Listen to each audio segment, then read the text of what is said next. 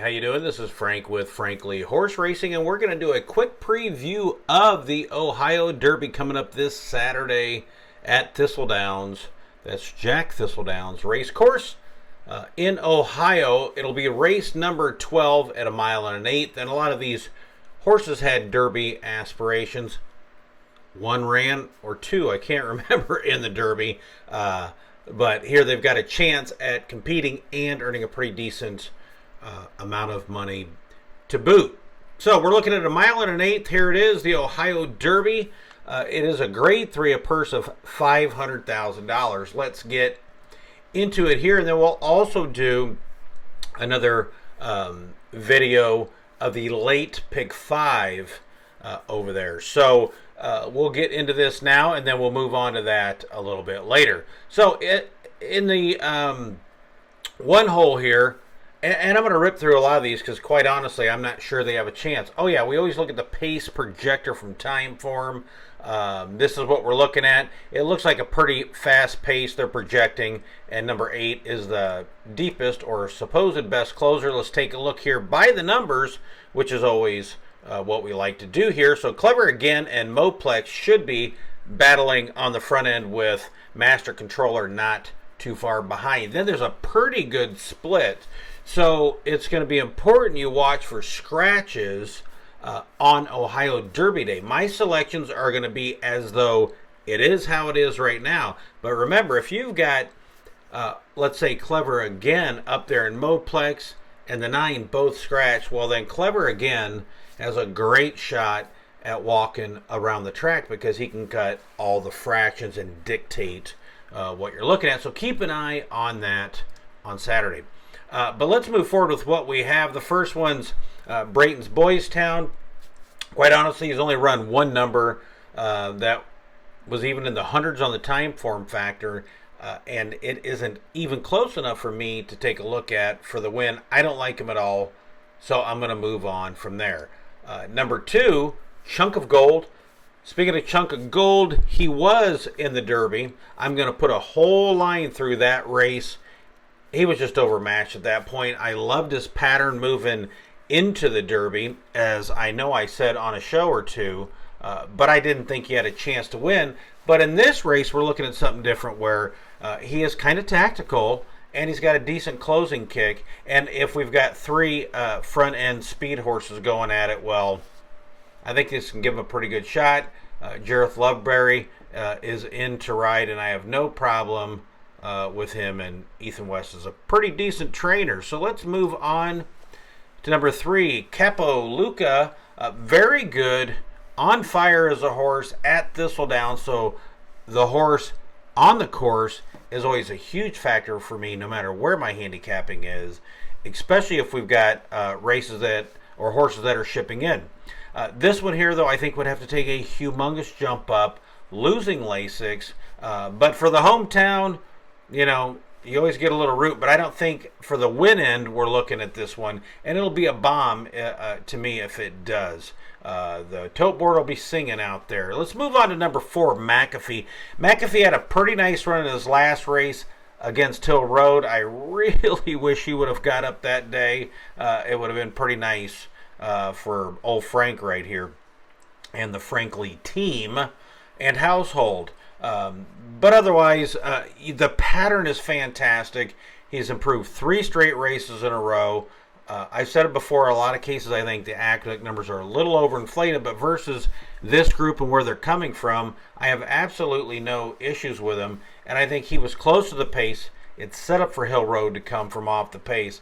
And I know they were very high on this horse last year and then coming into this year. And it looks like it's just taken a while for him to get going. But I love JV coming in, Velasquez, and the pattern on this horse. So let's move on to number 5, Extra Edition. Extra Edition, if we're looking just at numbers and no handicapping side, just doesn't really have a chance in this race. But again, another local horse, and I have no problem, especially on these big days and smaller tracks. Man, take a shot. Chip in a chair, we've talked about that many times, but it would be a shock to me. Number 6 is Clever Again. Clever Again was bet pretty decently against Journalism at Pimlico in the Preakness. I personally didn't like him that day, even though I really liked him on the win at Oaklawn, and I love the flat mile distance. He had the inside speed, and Gaming didn't, really look great that day, although he came back and ran pretty well at Santa Anita a couple weeks ago.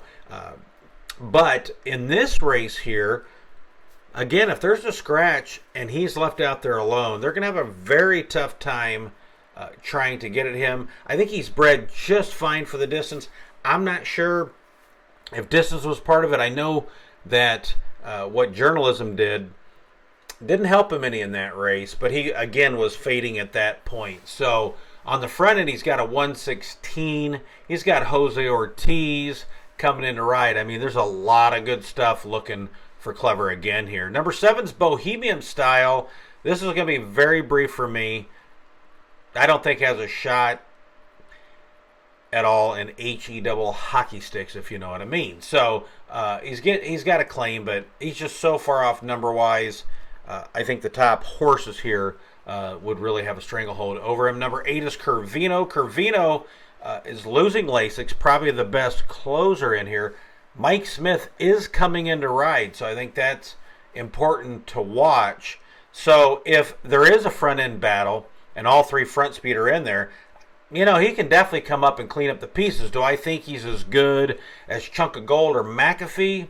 No, not even close. However, anybody has a chance if the race is setting up for them. And this one could. Again, it's really going to come down to scratches. All right, let's move on to number 9, Master Controller. Master Controller just broke his maiden at 6.5 at Churchill Downs. And this is a humongous jump up. He may get out there and go wild and try to press Clever Again and the other speed horse that I forgot the name already. But I just don't see it. I don't think he can go that far. And maidens to even winners of one time is tough. And jumping into a grade 3, I think the hill is a bit too steep to climb on this one. Number 10 is Moplex. Moplex gets decent numbers. Had a very good 2-year-old season. I think is running even well this year. Had a win last time. Slow fractions, was able to hold on at the end as the favorite. This is definitely a step up to me. He's a very competitive horse. Again, to me, it really comes down to between him and Clever Again. Are both in or not? If they're both in, I think they could really battle up front, which could set some things up. They're using Ramos as the jockey. He's a local jockey. And Jeremiah Englehart, if he's bringing this horse in, thinks he's got a chance. And I like Moplex. He's a decent horse. So let's get into the selections now. My selections are, we'll scroll to the top so you can see. All right, I like the 4. I like McAfee to continue to improve on that pattern. And if the 2 speed horses are in here, I think it could really set up for him. And I think you might get an okay price on him. Anywhere between 5-2, 3-1, somewhere in there, because I believe that Clever Again is going to get hammered. But if there's not any scratches, I really think this race sets up very nicely for number 4, McAfee. Next, I have Chunk of Gold. Again, pretty tactical. I'm going to draw a line through that last one, and I think he's shown good enough numbers that he can definitely compete even with a Clever Again. Like all races, it comes down to pace. I've said that about 5 times already in this video. And number 3, I'm going to come down to Clever Again. And I can flip-flop Chunk of Gold and Clever Again either way in this one. But as the race sits right now, I am going to take number 4, McAfee, over Chunk of Gold and Clever Again. This is Frank with Frankly Horse Racing. I hope you have a great week. Let me know any comments or who you think is going to win this race. And please like and subscribe. Help us grow the channel.